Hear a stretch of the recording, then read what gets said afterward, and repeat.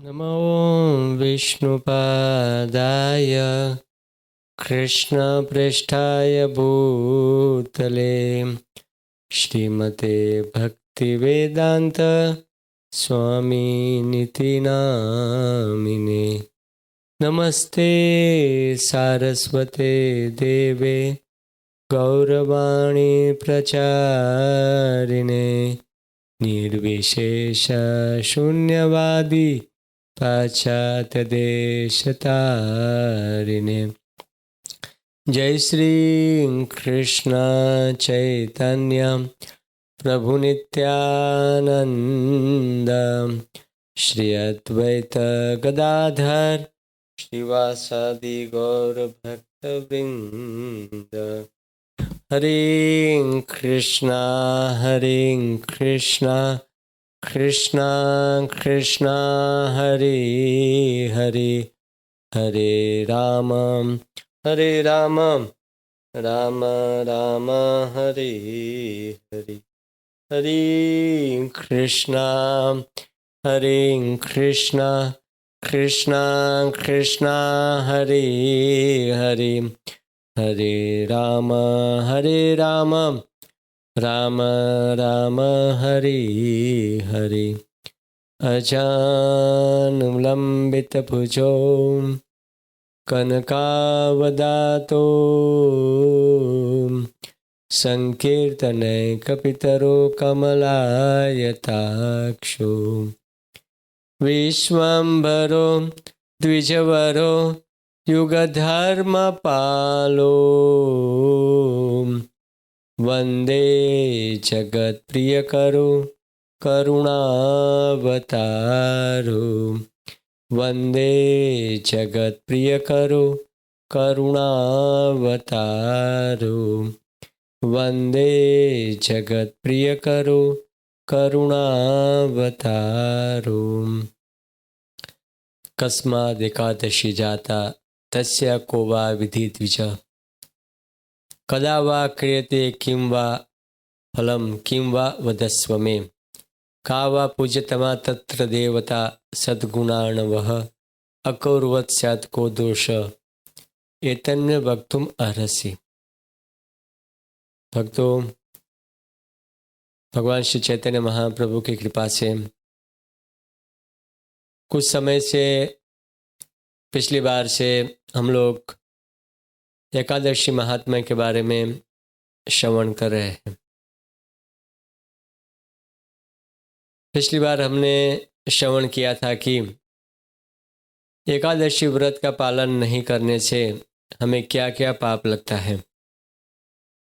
इन पापों के बारे में बहुत ही सुंदर रूप से नाना प्रकार के पुराणों से उदाहरण देते हुए हमने वर्णन किया कि एकादशी के दिन किसी भी हालत में अन्न खाना नहीं चाहिए और परिवार वाले भक्तों के लिए अन्न पकाना नहीं चाहिए। भगवान के लिए अन्न पका सकते हैं, लेकिन भगवान के लिए जो भोग लगा है वो भोग का प्रसाद हमें परिवार में या तो आसपास में पड़ोसियों को या किसी भी व्यक्ति को एकादशी के दिन हमें अन्न प्रसाद लोगों को नहीं खिलाना चाहिए। भक्तों, एकादशी की उत्पत्ति की कथा के बारे में भी हमने सुना कि एकादशी का अधिष्ठाता देव क्यों है, कौन है, एकादशी का अधिष्ठाता देव कौन है और भगवान ने एकादशी को क्यों प्रकट किया। वाय भगवान ने एकादशी व्रत का विधि विधान क्यों बताया और क्यों प्रकट किया। भगवान ने ये जो मनुष्य जो है और मनुष्य के कल्याण के लिए, मनुष्य के ऊपर शासन करने के लिए पापी पुरुष को प्रकट किया था। कदा वा क्रियते किं वा फलम किं वा वदस्व मे। एकादशी व्रत का पालन करने से क्या फल प्राप्त होता है। का वा पूज्यतमा तत्र देवता सद्गुणार्णवः। इस व्रत के पूज्य देवता कौन है। अकुर्वत् स्यात् को दोषो एतन्मे वक्तुम् अर्हसि। इस व्रत का पालन नहीं करने से हमें क्या दोष लगता है। तस्य को वह विधि द्विज, इस व्रत की विधि क्या है। भक्तों, भगवान श्री चैतन्य महाप्रभु की कृपा से आज हम लोग एकादशी व्रत की विधि के बारे में, पिछली बार भी हमने इसका विधि विधान के बारे में वर्णन किया था, लेकिन आज भी हम लोग बहुत ही विस्तार रूप से एकादशी की जो विधि है वो विधि के बारे में श्रवण करेंगे। श्रीमती राधा रानी के मुख से एकादशी का नाम, सभी एकादशियों का नाम और वो एकादशी व्रत का पालन करने की क्या विधि है, और हमारे इस गौड़िया संप्रदाय के जो हमारे आचार्य हैं वो आचार्यों का मत के बारे में भी थोड़ा हम आज श्रवण करेंगे।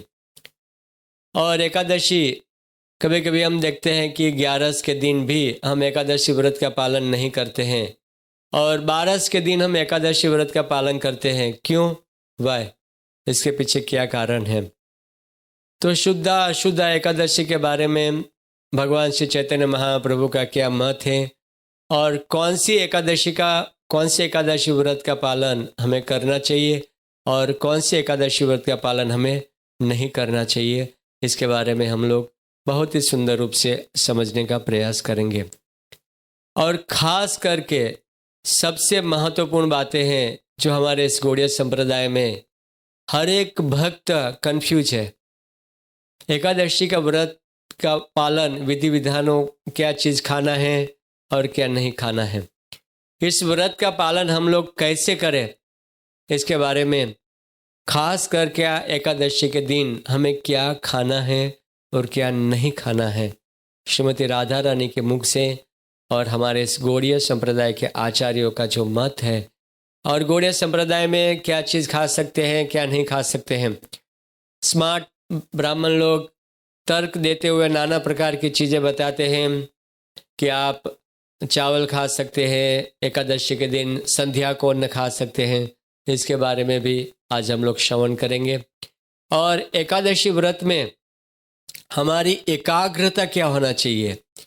हम एकादशी व्रत का पालन तो करते हैं, लेकिन हमारी एकाग्रता, हमारा एकाग्र भाव, एक दृढ़ निश्चय पूर्वक हम नियमित रूप से एकादशी व्रत का पालन कैसे करें, एक बहुत सुंदर उपाख्यान के माध्यम से हम वो समझेंगे, ताकि हमारी जो दृढ़ता है और अधिक दृढ़ता उत्पन्न हो और हम एकादशी का पालन में बहुत ही गंभीर हो जाए।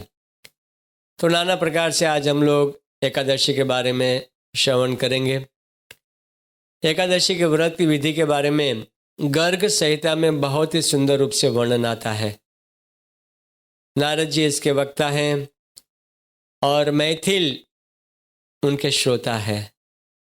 नारद जी बहुत ही सुंदर एक उपाख्यान का वर्णन करते हैं।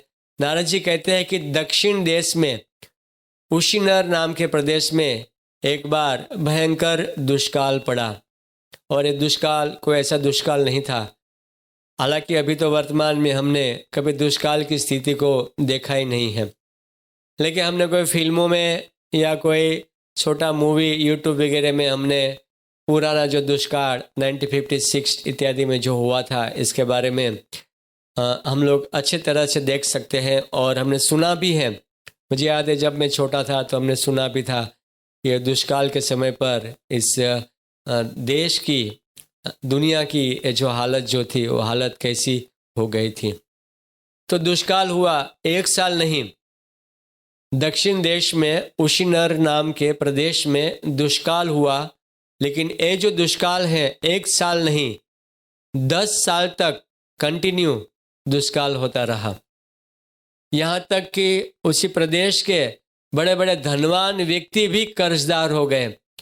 वहाँ पे पानी पीने के लिए लोग एक दूसरे को मारने को तैयार हो गए, खाने के लिए अन्न नहीं मिल रहा था, और देश की जो हालत है, प्रदेश की जो हालत है, उशीनर प्रदेश की जो हालत है बहुत ही खराब हो गई।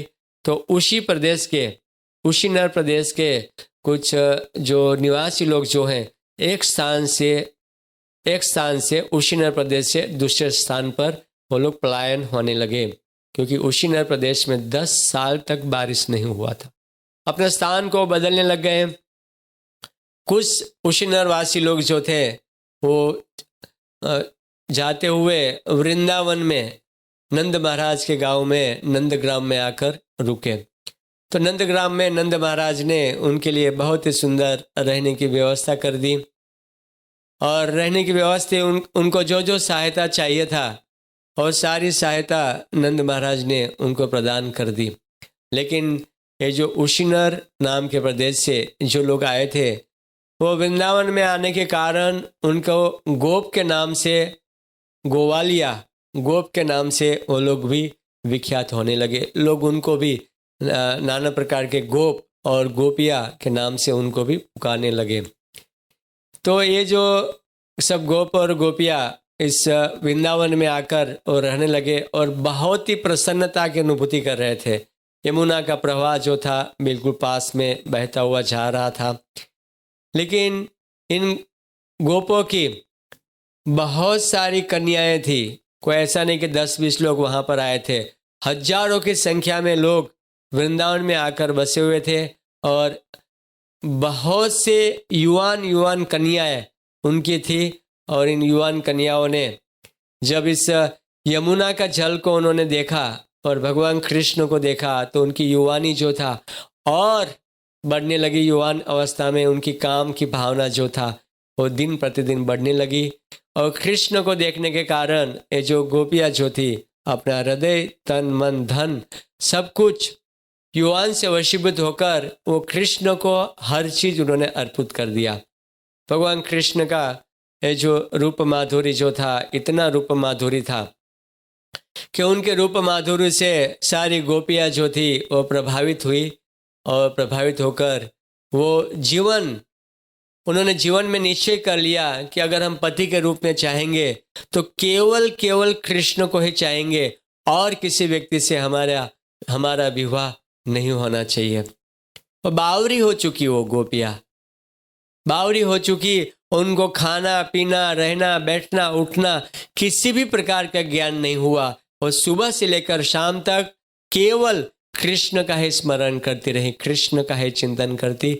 और कृष्ण का जो रूप माधुरी, भगवान कृष्ण जब बांसुरी बजाते थे, भगवान का सौंदर्य इतने प्रभावित हो गई कि सुबह से लेकर शाम तक वो सारी गोपियाँ जो थी दिन भर दिन रात भगवान कृष्ण का ही चिंतन करने लग गई।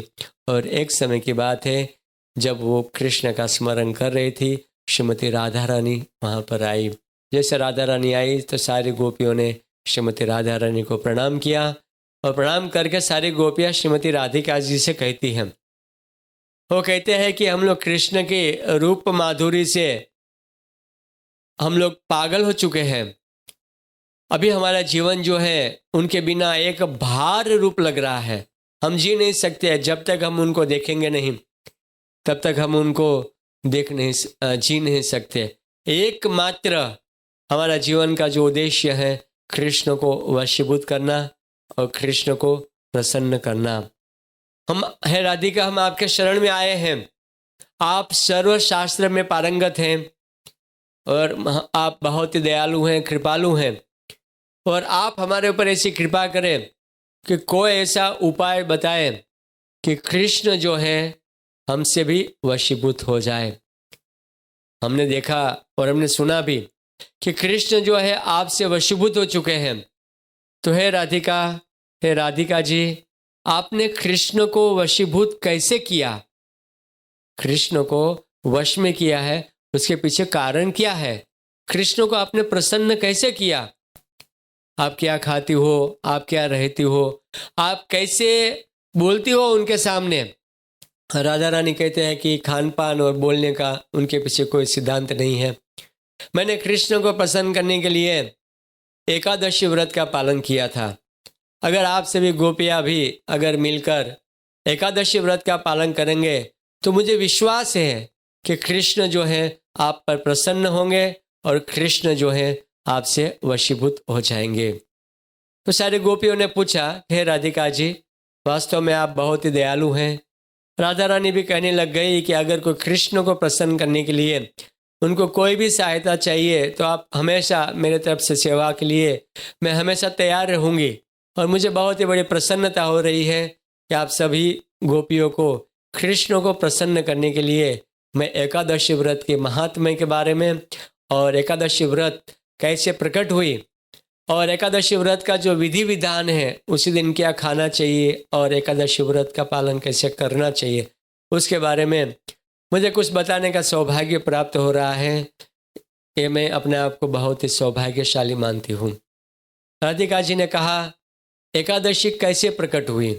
राधिका जी कहते हैं एकादशी का प्राकट्य जो है वो भगवान से ही हुआ है। भगवान स्वयं ने मनुष्य मात्रा को कंट्रोल करने के लिए, मनुष्य मात्रा के ऊपर शासन करने के लिए भगवान ने एकादशी जी को प्रकट किया। अपने शरीर से अभिन्न रूप एकादशी, भगवान ने अपने शरीर से एकादशी जी को प्रकट किया। तो एकादशी का जो उत्पन्न होने का जो स्थान है केवल कृष्ण या विष्णु ही है और कोई जगह से एकादशी प्रकट नहीं हुई। तो एकादशी जो है भगवान के शरीर था कि भगवान के शरीर से एकादशी प्रकट हुई है। और इस एकादशी साल में 24 एकादशी आती है। एक एक करके श्रीमती राधा रानी सभी एकादशियों का नाम के बारे में वर्णन करती हैं। कृष्ण पक्ष की 12 और शुक्ल पक्ष की 12। और जब अधिक मास होता है तो अधिक मास में दो एकादशी ज़्यादा आती है। एक एक करके श्रीमती राधिका जी बहुत ही सुंदर एकादशी के बारे में बताती हैं। वो कहते हैं कृष्ण और शुक्ल पक्ष है, माक्षर महीने में उत्पन्ना और मोक्षदा नाम की 2 एकादशी आती हैं।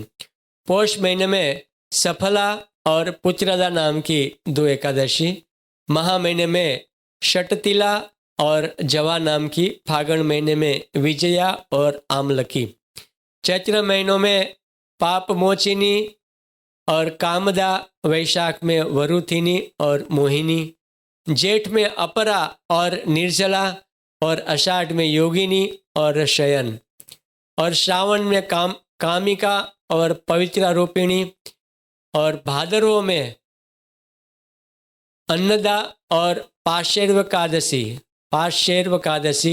और आसों में इंदिरा और पाशाकुशा एकादशी, और कार्तिक में रमा और प्रबोधिनी एकादशी, और अधिक मास में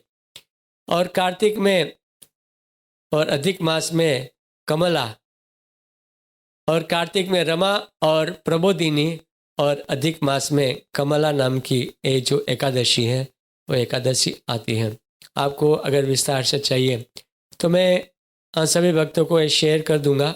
एकादशी का नाम हो सकता है जल्दी से बोलने में कोई एकादशी का नाम छूट भी गया हो, तो आप लोगों को मैं विस्तार रूप से ये जो सभी एकादशियों का जो नाम है वो मैं आपको व्हाट्सएप के माध्यम से या तो ग्रुप में या टेलीग्राम या ईमेल करके मैं आपको सभी एकादशियों का जो नाम है वो मैं दे दूंगा। और श्रीमती राधा रानी कहती है कि अब इस व्रत की विधि को ध्यानपूर्वक सुनो। भक्तों, मैं भी आप सब भक्तों से विनती करता हूँ कि इतने साल से हम लोग भक्ति करते हैं, लेकिन एकादशी व्रत का जो विधि विधान है उनके बारे में हम जानते नहीं हैं, ठीक प्रकार से नहीं जानते हैं। बहुत सारे भक्त लोग संपूर्ण रूप से ज्ञान रखते हैं और बहुत सारे ऐसे भक्त हैं जो 10-10, 20-20 साल हो गया लेकिन अभी भी पूछते हैं क्या हम टमाटर खा सकते हैं, क्या हम गाजर खा सकते हैं। लेकिन आज हम श्रीमती राधा रानी के मुख से एकादशी व्रत का जो विधि विधान है और विधि विधान के बारे में हम लोग श्रवण करेंगे। श्रीमती राधिका जी कहती है कि दशमी के तिथि पर एक बार अन्न खाना है।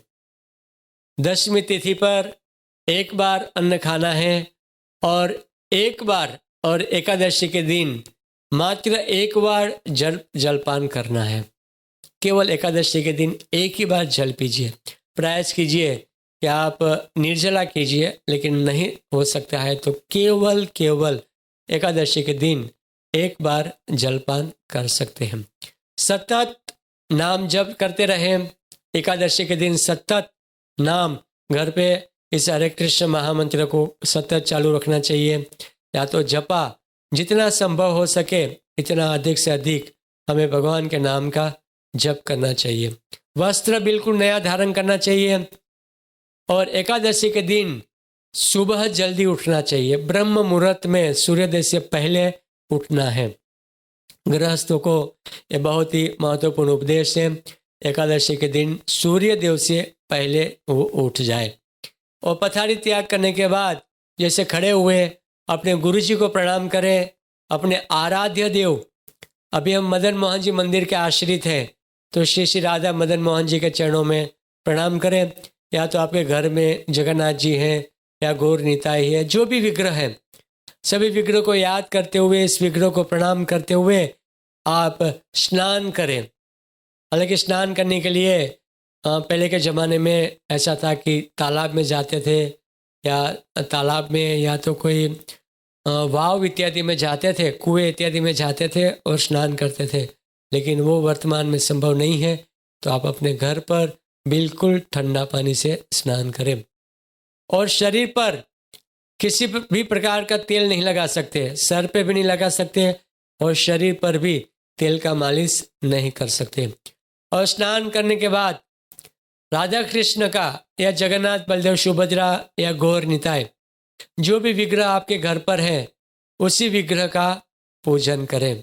उनको नैवेद्य अच्छे से अन्न का भोग लगवाइए और मंदिर में जाए दर्शन करने के लिए। नज़दीक में अगर इस गौड़ीय संप्रदाय का जो मंदिर है वहाँ पर चले जाए। खास करके अगर इस्कॉन मंदिर के पास में रहते हैं तो एकादशी के दिन हर एक भक्त को मंगल आरती, या तो एकादशी के दिन में जैसे आपको टाइम मिले ठाकुर जी का दर्शन करने के लिए मंदिर में आना चाहिए। भक्तों, प्रयास करना चाहिए कि एकादशी के दिन मंगल आरती आए। लेकिन अगर मंगल आरती आना संभव नहीं हो पाता है तो हर एक भक्तों को चाहिए कि कम से कम एकादशी के दिन में भी अपने आराध्य देव का दर्शन करने के लिए आए। प्रयास होना चाहिए कि भक्तों के बीच में, वैष्णवों के बीच में बैठ के भगवान के नाम का जप करें, मंदिर में आके जप करें। और एकादशी को हर एक दीक्षित भक्त को मंदिर में ही आना चाहिए। यह हमारे गौड़ीय संप्रदाय की परंपरा के अनुसार ये सिद्धांत है। सभी इस्कॉन मंदिरों में जो दीक्षित भक्त हैं, हालांकि जो दीक्षित नहीं है उनको भी, लेकिन कम से कम जो दीक्षित भक्त हैं उनको एकादशी के दिन मंदिर में आके मंगल आरती, जपा और मॉर्निंग प्रोग्राम एकादशी के दिन मंदिर में उनको करना चाहिए। और मंदिर में जाकर ठाकुर जी को प्रणाम करना है और भगवान की कथा सुनना है। आप घर पे भी है तो भगवान की कथा सुनिए। दिन भर जो है जपा और कथा सुननी है। और एकादशी के दिन कोई तांबा पित्तल का जो बर्तन होता है, और बर्तन में हमें किसी भी प्रकार का प्रसाद नहीं खाना है और असत संगति से बचना है। जो पाखंडी लोग हैं, नाना प्रकार के पाखंडी है, या मंदिरों में जो अपराध करते हैं, वैसे अपराध करने वाले भक्तों से हमें दूर हो जाना है।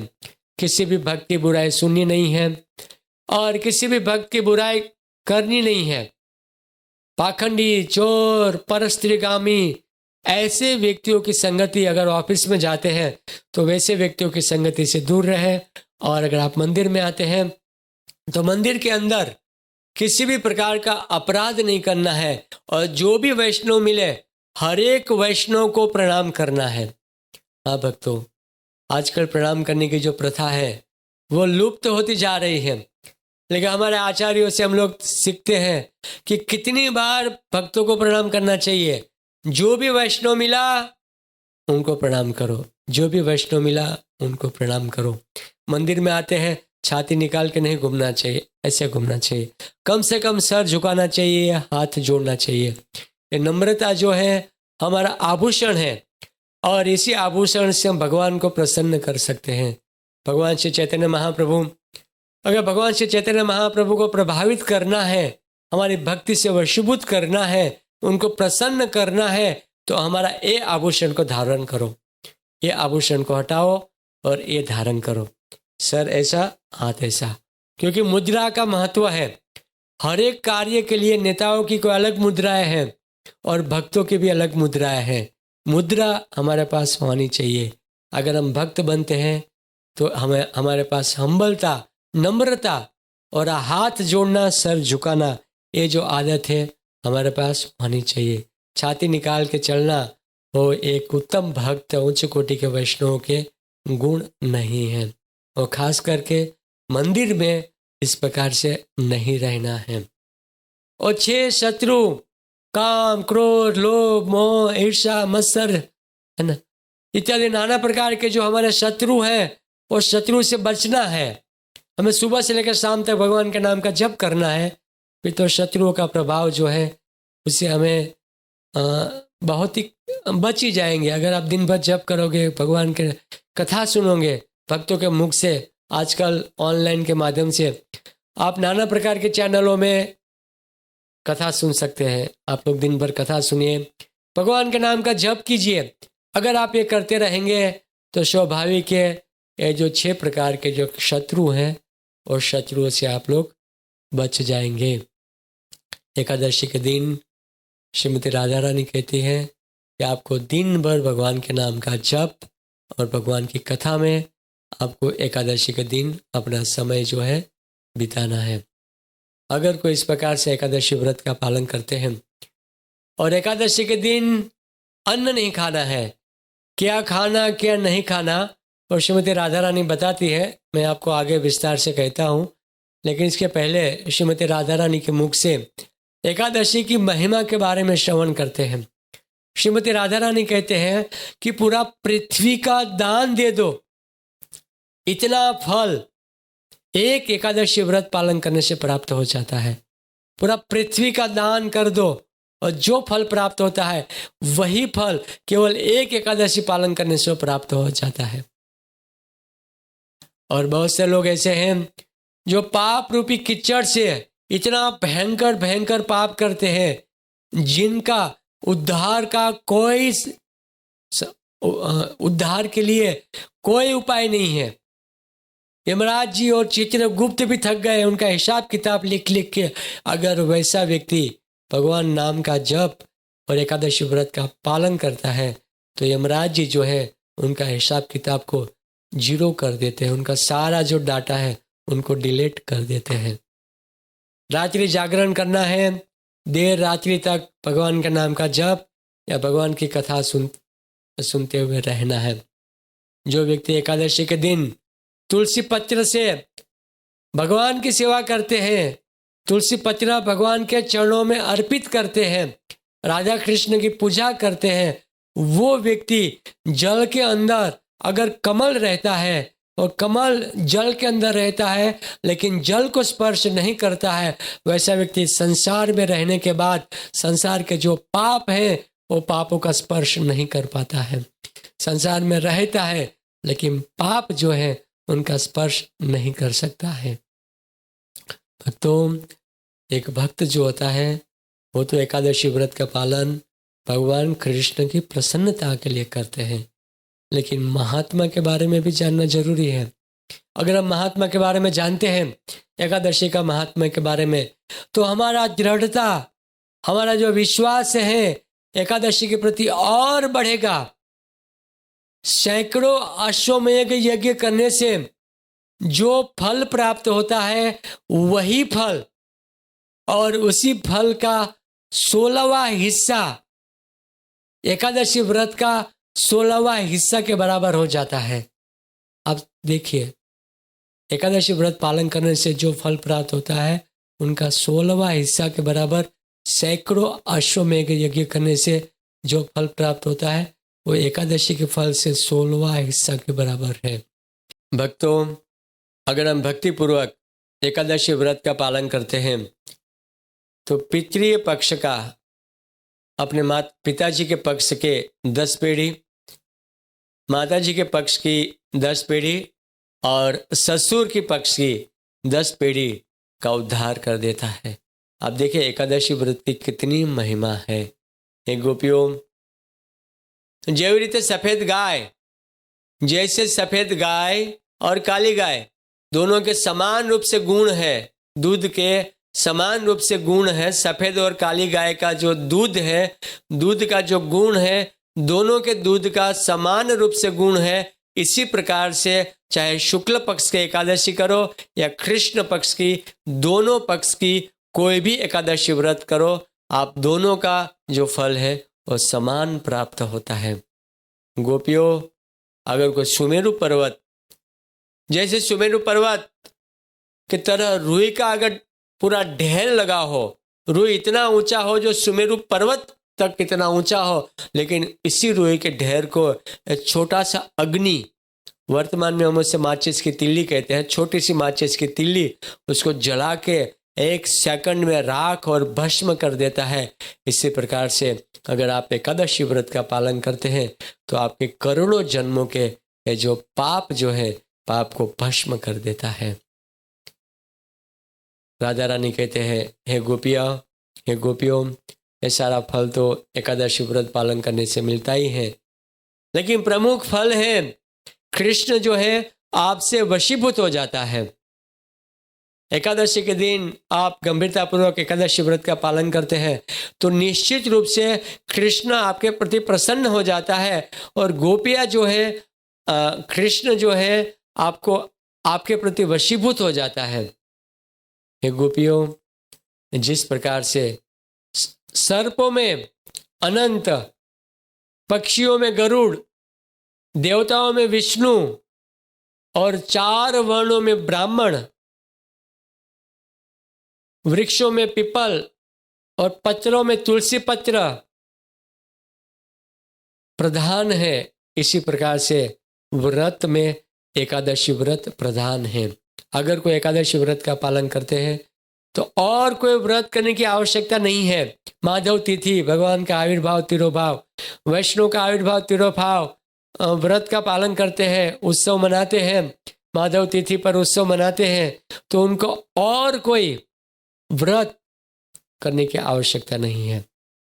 ऐसा करके श्रीमती राधा रानी सभी गोपियों से कहती है कि हे गोपियों, मैं आपसे विनंती करती हूँ कि आप सभी लोग शुक्ल पक्ष और कृष्ण पक्ष की जो 2 एकादशी है, दोनों एकादशी व्रत का आप लोग पालन करो। दोनों एकादशी है, दोनों एकादशी व्रत का बड़े ही गंभीरतापूर्वक आपको पालन करना चाहिए। और सभी गोपियाँ वहाँ पर जो उपस्थित थी, और सभी गोपियों ने वहाँ पर एकादशी व्रत का पालन किया और एकादशी व्रत का पालन करके भगवान को वशीभूत किया। भक्तों, हमारे इस गौड़ीय वैष्णव संप्रदाय के अनुसार भी एकादशी के ऊपर नाना प्रकार से विचार है। जिस प्रकार से कलयुग में अल्प आयुष्य है और कलयुग में नाना प्रकार की जो तपस्या है, और तपस्या करना बहुत ही मुश्किल है, तो इस तपस्या को देखते हुए कृते ध्यायतो विष्णु त्रेतया यजतो मुखे द्वापरे परिचर्या कलो तद हरि कीर्तनात्। और तपस्या कलयुग में नाना प्रकार की तपस्या करना बहुत मुश्किल है, तो इसीलिए इस कलयुग में हमें केवल भगवान का नाम जपना है और एकादशी व्रत का पालन करना है, कथा सुनना है और नाम जपना है। अगर हम लोग जल पिए बिना नहीं रह सकते तो केवल अगर किसी का शरीर से सामर्थ्य है, अपने शरीर के अंदर सामर्थ्य है, तो उन्हें निर्जला करना है। लेकिन अगर वो सामर्थ्य नहीं है, असमर्थ व्यक्ति ये एकादशी के दिन जल पीकर एकादशी व्रत का पालन करना चाहिए। अगर कोई व्यक्ति जल पीकर भी नहीं रह सकता और भी उनका शरीर कमजोर है, नाना प्रकार की बीमारी है, केवल जल से जीना मुश्किल हो रहा है, उनको चाहिए कि केवल फल फ्रूट कंदमूल इत्यादि लेकर, उसे अनुकल्प कहा जाता है। अनुकल्प का पालन करने से एकादशी व्रत है वो टूटता नहीं है। एकादशी व्रत जो है अनुकल्प का पालन करने से भी व्रत के नियमों का पालन होता है। लेकिन अनुकल्प में क्या खाना चाहिए और क्या नहीं खाना चाहिए वो बहुत ही महत्वपूर्ण विषय है। कंदमूल, फल, दूध, दही, घी, ये सब चीज़ें आप खा सकते हो, लेकिन अन्न है जो 5 प्रकार का अन्न है, उनका हमें त्याग कर देना चाहिए। गेहूँ, बाजरी, ज्वारी, चोखा, मकाई, राई, सामो राइस, आजकल सब सामो राइस की खिचड़ी बनाते हैं, नहीं खाना चाहिए। मेरे, जीरू, मेथी, तल, काली जीरू, ये सारी चीज़ें एकादशी के दिन नहीं खा सकते। गंदुम में गेहूँ, गेहूँ, चना, जौ, तुअर दाल, मसूर दाल, वटाणा, अड़द दाल, तेल में वनस्पति तेल, वनस्पति घी, हर एक प्रकार का जो तेल है, किसी भी प्रकार का तेल नहीं खा सकते एकादशी के दिन। केवल मूंगफली और नारियल का तेल का उपयोग कर सकते हैं। बाकी लोग घी बनाते हैं ना, वनस्पति घी में हलवा बना के खाते हैं आलू का वनस्पति घी में। तो वनस्पति घी में बनाया हुआ आलू का हलवा, वनस्पति घी में तला हुआ कुट्टू के आटे की पूड़ी इत्यादि आप लोग नहीं खा सकते। भक्तों, केवल नारियल का और मूंगफली का तेल ही खा सकते हैं। अगर आपको घी खाना है तो मक्खन से बना हुआ शुद्ध गाय का या भैंस का घी का आप सेवन कर सकते हैं। और ये 5 प्रकार का अगर कोई अन्न का त्याग करता है तो वास्तव में वो शुद्ध एकादशी का पालन करता है। भक्तों, हमें ये जो नाना प्रकार की चीज़ें एकादशी के दिन लोग कहते हैं ना, साबूदाना खाओ, सामो खाओ, ये सारी चीज़ें हमें नहीं खाना चाहिए। टमाटर खाओ, गाजर खाओ, ये सब चीज़ें एकादशी के दिन हमें नहीं खाना चाहिए। सभी शास्त्रों में कहा गया है कि एकादशी व्रत जो है सभी व्रतों में श्रेष्ठ है। बहुत सारा एकादशी व्रत का फल है, लेकिन प्रमुख फल है भगवान की प्राप्ति होती है। तो ये भगवान की प्राप्ति कराने वाले एकादशी के दिन हम अगर गंभीरतापूर्वक एकादशी व्रत का पालन नहीं करते हैं तो भगवान हमसे वशीभूत नहीं होते हैं, भगवान की कृपा हमारे पास नहीं आती है। कभी कभी लोग ट्रेन में यात्रा करते हैं तो एकादशी के दिन सोचते हैं आज के दिन मैं अन्न खा लेता हूँ। नाना प्रकार का, कभी कभी ऑफिस में बिजी हो जाते हैं तो लोग कहते हैं आज के दिन हम अन्न खा लेते हैं, बच्चों को अन्न खिला देते हैं। लेकिन अगर किसी भक्त में भावना है तो वो भक्ति में तरक्की नहीं कर सकता है। भगवान श्री चैतन्य महाप्रभु कहते हैं कि गौड़ीय में हर एक गौड़ीय भक्त को चाहिए कि भक्ति के जो जितने भी अंग हैं सभी अंगों का पालन करें। प्रभु बोले भक्ति अंग एकादशी मान भंगे। अगर आप एकादशी व्रत का पालन नहीं करते हैं तो भक्ति के अंगों का भंग होता है। आपको भक्ति के जो अंग है, नाम जपा, धाम वास इत्यादि नाना प्रकार के अंगों का पालन करते हैं, लेकिन साथ में एकादशी व्रत का भी पालन करना है। एकादशी व्रत इतना महत्वपूर्ण है हमारे इस गौड़ीय संप्रदाय में कि कोई भी व्यक्ति एकादशी व्रत को छोड़ नहीं सकता और छोड़ना नहीं चाहिए। लेकिन कभी कभी हमारे अंदर प्रश्न होता है कि मैं कौन सी एकादशी व्रत का पालन करूं, कौन सी एकादशी, है ना। लोग कंफ्यूज हो जाते हैं एकादशी के बारे में, क्योंकि कभी कभी हम देखते हैं कि 12 के दिन एकादशी पालन किया जाता है, कभी कभी 11 के दिन, और कोई लोग जो 10वीं तिथि के दिन एकादशी व्रत का पालन करते हैं। क्यों ये सब तिथियां क्यों बदलती है? एकादशी तो 11 के दिन होनी चाहिए, 11वां मतलब एकादशी, तो तिथियों में बदलाव क्यों होता है? ये विचारणीय बात है। तिथियों में नाना प्रकार से बदलाव क्यों होता है? तो लोग इसके बारे में नाना प्रकार से कंफ्यूज है। उदया तपा कहदा विप्र मुहूर्त द्वय संयुता संपूर्ण एकादशी नाम तौरय वसेद गृह। एकादशी जो तिथि है वो सूर्योदय से 2 मुहूर्त पहले, सूर्योदय से 2 मुहूर्त पहले, एक मुहूर्त या 2 घड़ी पहले, एक घड़ी मतलब 48 मिनट और 2 मुहूर्त मतलब 96 मिनट, 96। तो एकादशी का जो मुहूर्त जो है, तिथि जो है, उसकी जो घड़ी जो है, सूर्योदय से 2 मुहूर्त पहले एकादशी शुरू हो जाती है। लेकिन बाकी सारी तिथियों में एकम बीज, तीज में ऐसा नियम में ऐसा कोई सिद्धांत नहीं है। एकम बीज, तीज, चौथ, पंचम, ये सब चीज़ें हैं, ये सब तिथियाँ जो है वो सूर्योदय से लेकर सूर्योदय तक होता है। लेकिन एकादशी एक ऐसी है, एकादशी व्रत ऐसा है कि सूर्योदय से 2 घड़ी पहले, मतलब सूर्योदय होने से पहले 96 मिनट जो है वो भी एकादशी व्रत में, एकादशी में गिनती होना चाहिए। अगर सूर्योदय से पहले, अगर एकादशी के दिन 10वीं टच कर जाती है ना, एकादशी पहले अगर 50 मिनट पहले 10वीं रहती है, 50 मिनट तक 10वीं रहती है और फिर सूर्योदय हो जाता है, तो वो 10वीं युक्ता एकादशी कहा जाता है। और वो 10वीं युक्ता एकादशी हमारे गौड़ीय संप्रदाय में वो एकादशी का पालन नहीं करते हैं। और बाहर के लोग जो है प्राय और भी स्मार्ट ब्राह्मणों के द्वारा उपदेश दिया जाता है, बताया जाता है, वो लोग 10वीं युक्त एकादशी का पालन करते हैं। इसलिए आपने देखा होगा कि एकादशी में भिन्नता नजर आती है।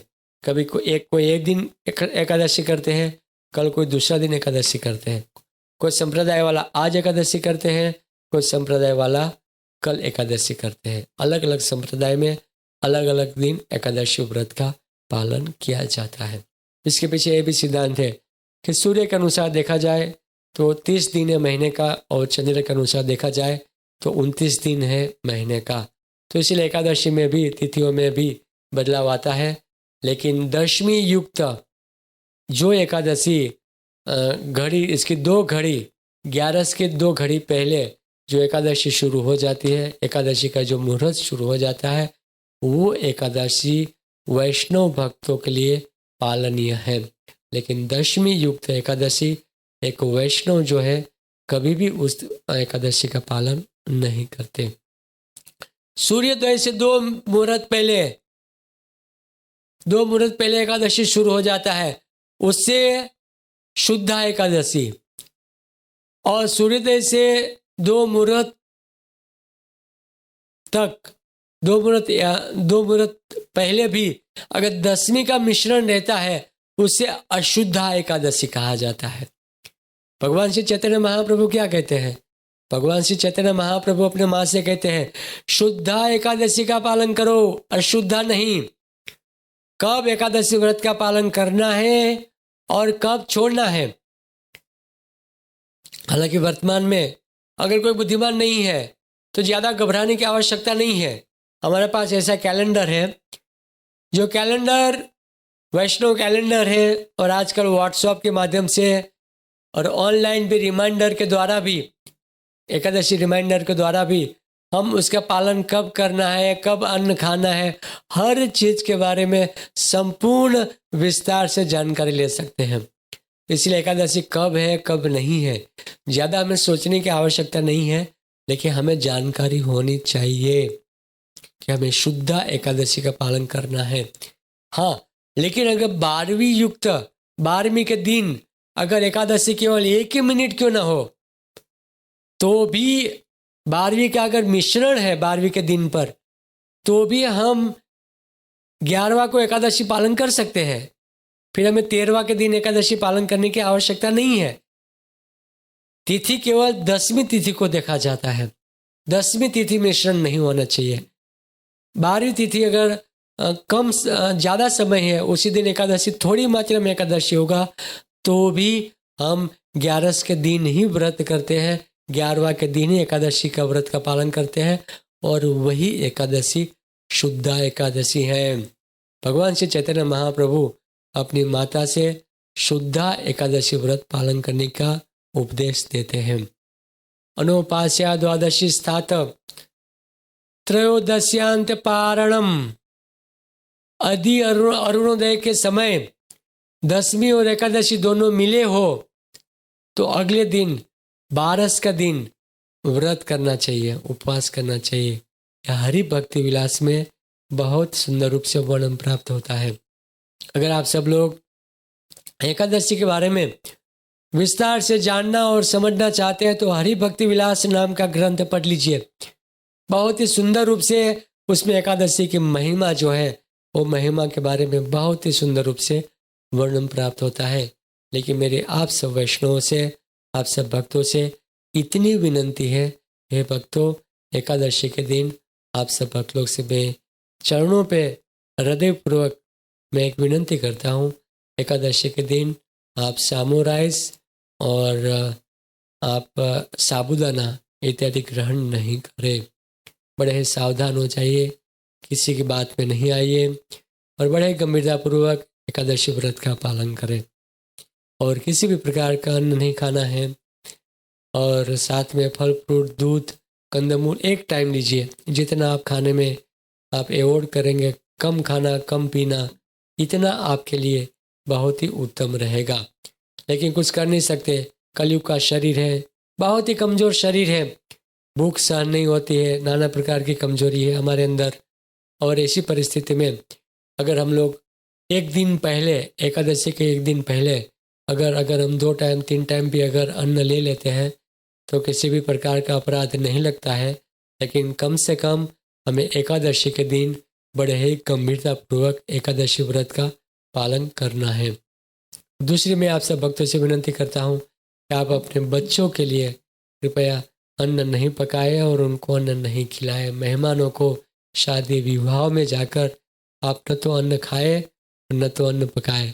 वैसे मैं आप सब भक्तों से विनंती करता हूँ।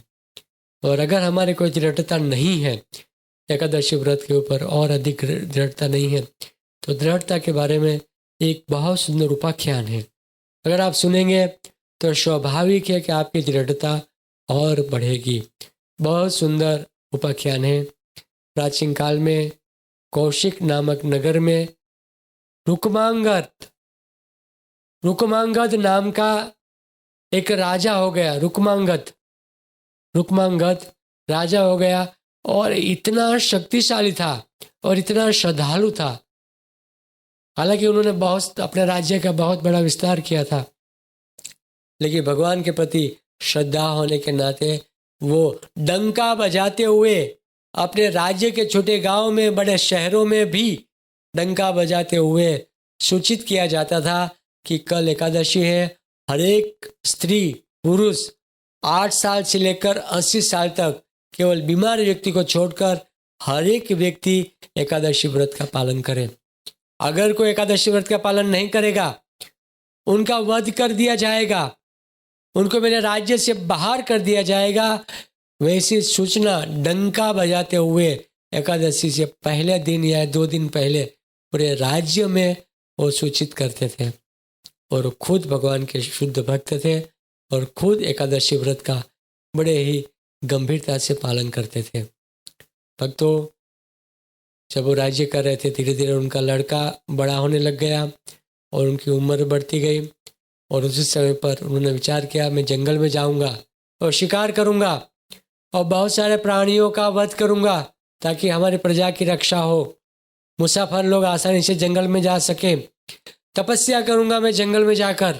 और इसी उद्देश्य से वो जंगल में गए थे। और जंगल में जब वो वहाँ पर थे तो जंगल में थे तो उन्होंने मानस कन्या को देखा, एक बहुत सुंदर कन्या।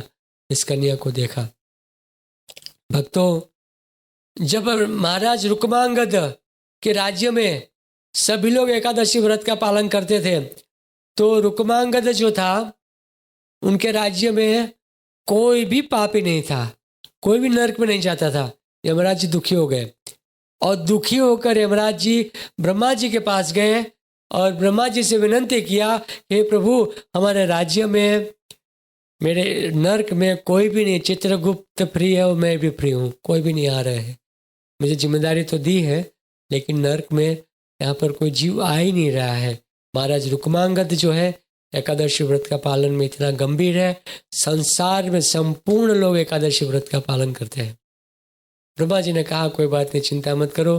ब्रह्मा जी ने मोहिनी नाम की मानस कन्या को उत्पन्न किया और कहा कि जाओ महाराज रुकमांगद को एकादशी व्रत का जो पालन करता है उनमें विघ्न डालो, उनके व्रत को तोड़वाओ किसी भी करके, उसी दिन उनको अन्न खिलाओ, आपकी जिम्मेदारी।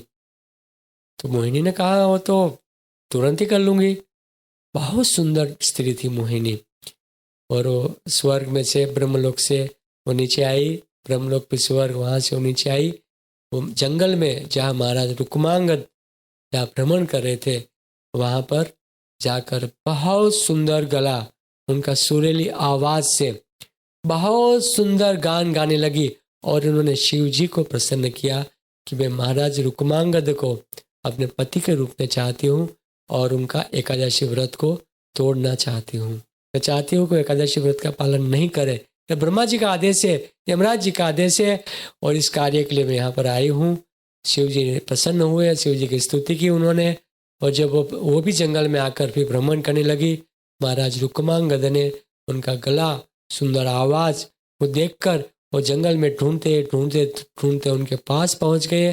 महाराज रुक्मांगद ने देखा कि ओह, ये नारी कन्या कितनी सुंदर थी, बहुत ही सुंदर नारी थी।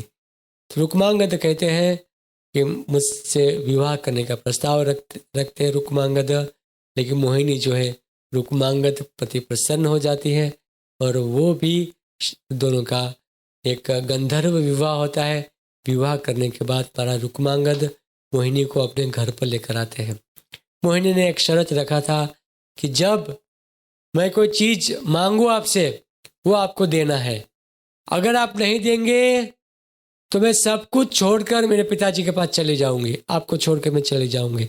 आपके साथ मैं तब तक हूं जब तक मैं कभी कोई चीज मांगू तो वो आपको मना नहीं करना है। महाराज कहते हैं राज्य मेरा है, आपको डरने की आवश्यकता नहीं, आपको जो चाहिए वो मांगना, लेकिन मेरे से विवाह करो।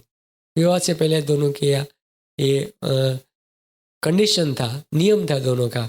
और विवाह करने के बाद ये जो मोहिनी जो था वो महाराज रुक्मांगद के साथ रहने लगी। कुछ वर्ष तक साथ में बिताया और महाराज रुक्मांगद का जो लड़का जो था वो राज्य को चला रहा था। कार्तिक महीना आया तो कार्तिक महीने में महाराज रुक्मांगद जो है इस मोहिनी को कहते हैं कि मोहिनी, मैं चाहता हूँ कि आप कार्तिक व्रत का पालन करो। मोहिनी कहती है कि महाराज, आपकी जो दूसरी पत्नी है ना, उसको बोल दो। महाराज कहते मैं पालन करना चाहता हूँ। बोले महाराज, आपको पालन करने की आवश्यकता नहीं है, आपकी दूसरी पत्नी को बोल दो, आपके बदले में वो एकादशी व्रत का पालन करेंगे, वो कार्तिक व्रत का पालन करेंगे। और उसी समय पर उन्होंने सुना डंके की आवाज के साथ, उनके पुत्र ने भेजा हुआ था कि एकादशी है, 2 दिन के बाद सभी लोग एकादशी व्रत का पालन करें। और जब महाराज रुक्मांगद ने जब एकादशी के बारे में सुना तो उन्होंने तुरंत ही मोहिनी से कहा कि प्रिया, मैं चाहता हूं कि आप एकादशी व्रत का पालन करें। मोहिनी कहती है कि मैंने तो सुना है कि जो सधवा स्त्री है, जो शादीशुदा स्त्री है, उनको एकादशी व्रत का पालन नहीं करना चाहिए। जब तक उनका पति जिंदा है उनको एकादशी व्रत का पालन नहीं करना है। और जब तक आप जिंदा है मैं एकादशी व्रत का पालन नहीं करूंगी और न तो मैं आपको करने दूंगी, आपको भी नहीं करना है। अगर आपको फिर भी ऐसा कुछ है तो आपकी पत्नी, दूसरी पत्नी को बोल दो, बच्चे कर ही रहे हैं, सब लोग कर ही रहे हैं, वो लोग को एकादशी करने दो, लेकिन हे महाराज, आप एकादशी व्रत का पालन नहीं करेंगे। मोहिनी ने बहुत समझाया, लेकिन महाराज रुक्मांगद कहते हैं 3 दिन ब्रह्मचर्य व्रत का पालन करना है और 1 दिन अन्न ग्रहण नहीं करना है। मैं आपसे अनुमति चाहता हूँ कि आप एकादशी व्रत का पालन करने की मुझे अनुमति दें। लेकिन मोहिनी कहते हैं कि नहीं महाराज, जब तक मैं जिंदा हूँ आपको एकादशी व्रत का पालन नहीं करने दूंगी। मोहिनी चलने लगी, मैं मेरे पिताजी के घर चली जाऊंगी। और उसी समय पर रुक्मांगद का जो लड़का था उन्होंने देख लिया तो उन्होंने रोका मोहिनी को, अपनी माता को रोका। बोले माँ, हालांकि उनकी जन्मदाता माँ नहीं थी, उनकी दूसरी माँ थी जन्मदाता, तो और माँ थी संध्यावती नाम की रानी थी, वो उनकी वास्तव में जन्मदाता माँ थी। तो ये जो लड़का जो था रुक्मांगद का, लड़का ने जो राजा के पद पर था, उन्होंने अपनी माँ को रोक दिया, मोहिनी को रोक दिया और कहा कि क्या हुआ? तो बोले एकादशी व्रत का पालन। बोले नहीं, और अपने पिताजी के पास गए, बोले पिताजी मैं चाहता हूँ कि आप मोहिनी की बात को सुने और एकादशी व्रत का पालन नहीं करें। लेकिन मोहिनी महाराज रुक्मांगद ने कहा कि नहीं, ऐसा कभी भी नहीं होगा, ऐसा कभी भी नहीं होगा। मैं वर्षों से एकादशी व्रत का पालन करता हूँ और आजीवन एकादशी व्रत का पालन करता रहूँगा। जब तक ये शरीर है तब तक मैं एकादशी व्रत के पालन का एकादशी व्रत जो है कभी भी मैं छोड़ नहीं सकता। इंद्र अगर तेजहीन हो जाए, समुद्र सूख जाए और चंद्र अंधकार, सूर्य अंधकारमय हो जाए, फिर भी मैं एकादशी व्रत का पालन नहीं छोड़ूंगा। वो अपने पुत्र को समझाते हैं, लेकिन यहाँ पर मोहिनी जो थी वो जिद पकड़ती है और कहती ठीक है, कोई बात नहीं, अगर आपको एकादशी के दिन अन्न खाना है तो ये जो आपका पुत्र है उनका सर को काटो। पुत्र ने तुरंत तलवार निकाला, तलवार निकाल के अपने पिताजी के हाथ में दिया। बोले पिताजी धर्म की रक्षा करो, मेरा गला काटो। पिताजी एक सेकंड के लिए रुक गए कि मैं अपने पुत्र का गला कैसे काट सकता हूँ। उनकी माँ वहाँ खड़ी थी, वो भी रुक गई, लेकिन उनकी माँ कहती है, उनकी माँ जो जन्मदाता माँ कहती है अपने पति से, महाराज रुक्मांगद से, वो कहती है कि अगर धर्म की रक्षा करने के लिए पुत्र की बलि देनी पड़ती है तो मैं तैयार हूँ। पुत्र भी सर झुका के खड़ा हो गया। बोले पिताजी आपको धर्म की रक्षा करनी है और मेरा गला काटना है। और उसी समय पर जब महाराज ने तलवार निकाला और तलवार निकाल के जब गला काटने जा रहे थे, भगवान विष्णु जो है आकाश मार्ग से प्रकट हुए और प्रकट होकर उनकी तलवार को पकड़ लिया।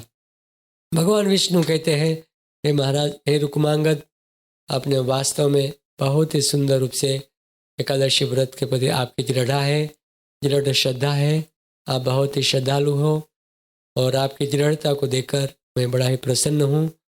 और मोहिनी के बारे में बताया कि ब्रह्मा जी ने उनको भेजा था आपकी परीक्षा के लिए, और महाराज जो रुक्मांगद जो था बहुत ही प्रसन्न हुए, भगवान की स्तुति की और उनके एकादशी व्रत के प्रभाव से महाराज रुक्मांगद को भगवान का साक्षात दर्शन प्राप्त हुआ।